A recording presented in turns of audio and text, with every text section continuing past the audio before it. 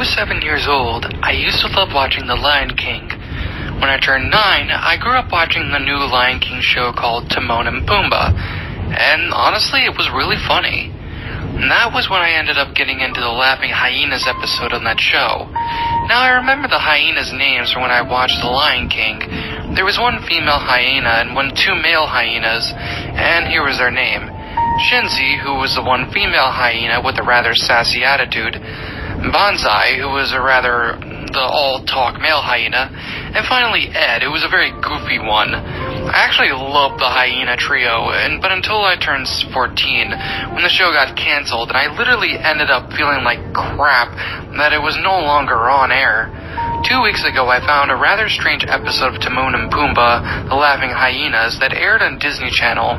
This is at 10 p.m., so I decided to stay up at night and give it a watch. The episode didn't play with the intro or anything else except for the title that came up that read, Shenzi's Deadly Massacre. The title kind of gave me a shiver hearing the word massacre, and yet it made me begin to wonder why this was in a kid's cartoon. The episode begins with Shenzi, Banzai, and Ed sitting near the trees of the savannah, and they look like they haven't eaten or drank anything in years. What disturbed me a bit was that their stomachs, I could clearly see the ribs were showing, and they looked very emaciated. Oh man, we gotta get something to eat, I'm hungry, Banzai said in pain.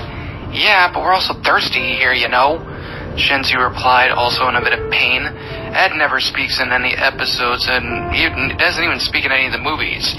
Instead, he starts rubbing his stomach in pain as he starts panting. I literally felt bad for them seeing them that way. This is when things started to get a little off. The next scene shows Shenzi wandering around the night looking for prey when she finds wildebeest near the distance. She charges at it, but that's when my TV screen cut to black, and I began to hear screaming and sounds of bone crunching. This disgusted me as I covered my ears from the sound. The screen went back, and the camera panned over to Shenzi with the wildebeest corpse that was laying in its own pool of blood. I felt sick at this point. Who would even allow that much blood in a kid's cartoon? I thought to myself. Shenzi even looked blood-covered as she carried the corpse to Banzai and Ed. Whoa, Shenzi, what happened to you?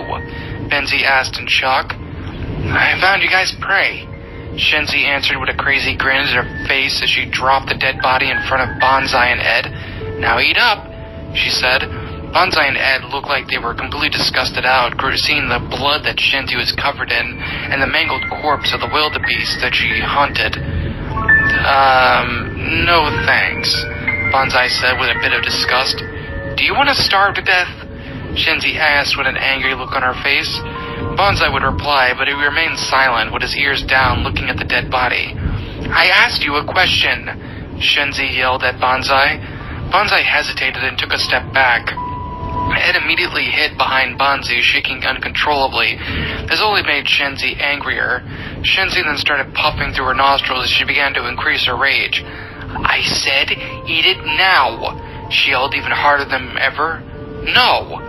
Banzai immediately snapped as a way of getting her to shut up. Shenzi looked at her head in disappointment. Well, I never knew you two were that stubborn.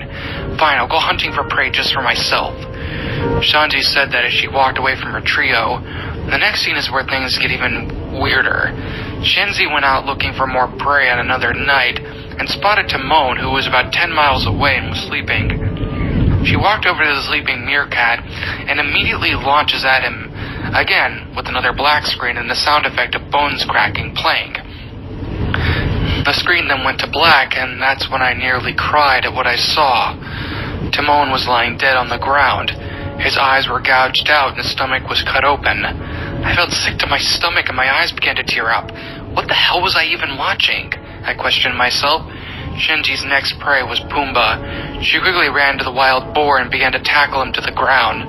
This time the screen didn't cut to black. Instead it shows Shenzi tearing Pumbaa apart as blood sprays all over the place. Pumbaa starts making loud screams in the background as Shenzi starts to snap his ribs. Holy crap, I said to myself, feeling completely sick and traumatized. I wanted to shut it off, but I knew I had to keep watching this episode. Shenzi then carries the bodies of Timon and Pumbaa and places them along with the wild beast corpse. Oh my goodness, Bonzi screamed in terror. Ed hid behind Benzi's back, still traumatized. The two male hyenas immediately ran to hide somewhere when they couldn't be found. Come out, you guys. I just got this food and you're gonna let it all waste? Shenzi said with an angered and wicked grin on her face. I'm not gonna hurt you. I just want you to talk. Bonzi and Ed shivered and remained silent. Shenzi immediately spawned in front of you. Boo! She yelled as she grabbed Bonsai and slammed them to the ground. What I saw was Shenzi was holding scared the crap out of me. She had her claws completely outstretched. They were sharp and ready to pounce. Bonzi started crying and begging. Shenzi, please don't do this. Shenzi clawed herself in Bonzi's chest. Bonzi screamed in agony and pain as tears streamed down his face, staining his fur. Blood sprayed all over the ground. Please stop. Bonzi cried and begged harder, but Shenzi still refused to stop. She continued to cut into Bonzi's stomach as she laughed psychotically. Bonzi only screamed more and more in pain before he slowly died on camera. Ed was shaking. He ran as fast as he could to get away from Shenzi, but Shenzi followed him while running on all fours, with her claws completely still outstretched. Ed tripped and was surrounded. Shh. Don't worry, buddy.